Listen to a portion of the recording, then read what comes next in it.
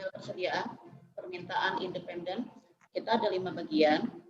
Salah satunya model kuantitas pesanan ekonomi atau ekonomi order quantity dasar, di mana model yang digunakan untuk menghitung kuantitas optimal yang dapat dibeli atau diproduksi untuk meminimalkan biaya baik persediaan maupun pengolahan pesanan pembelian.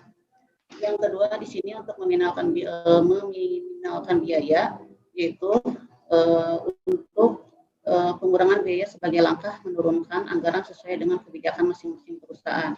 Salah satunya contohnya biaya pengiriman atau ongkir.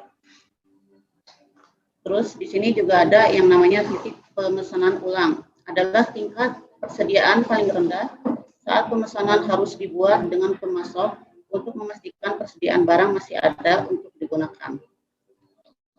Terus yang keempat, model kuantitas pesanan produksi. Pesanan produksi merupakan sebuah teknik kuantitas pesanan ekonomis yang diterapkan pada pesanan produksi.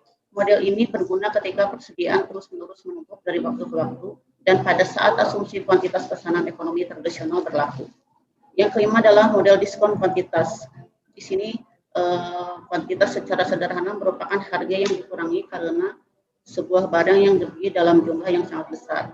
Faktor utama dalam mempertimbangkan diskon karena kuantitas adalah antara biaya produk yang berkurang dan biaya penyimpanan yang meningkat. Salah satu contoh kita ambil dari industri garment atau misalkan pakaian. Kalau kita membeli pakaian atau misalkan order dengan kuantiti yang banyak, biasanya harga lebih murah karena dari model-model persediaan permintaan independen ini ada model yang namanya model diskon, di mana bahan baku yang dibeli sangat banyak atau besar, jadi harganya lebih murah. Selain itu, ada yang namanya model-model probabilistik dan persediaan pengaman. Kita di sini ada 3 model. Salah satunya model-model probabilistik lainnya.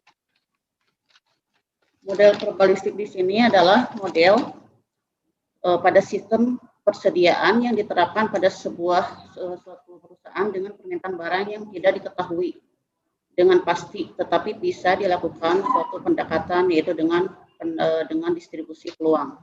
Yang kedua, model periode tunggal, di mana di sini adalah periode tunggal model yang digunakan pada waktu melakukan pembelian suatu kali atau atas suatu produk. Contohnya kita membeli kaos yang akan dijual karena ada suatu pertandingan atau seragam sekolah atau juga momen-momen tertentu. Terus di sini ada sistem periode tetap atau PI. Di sini adalah sebuah sistem di mana pesanan persediaan dilakukan pada selang waktu tertentu secara berkala atau dengan repeat order, biasanya pesanan kontinu atau langganan. Sekian penjelasan dari saya. Terima kasih. Barangkali misalkan ada kata-kata yang kurang jelas, kami masih belajar dan terima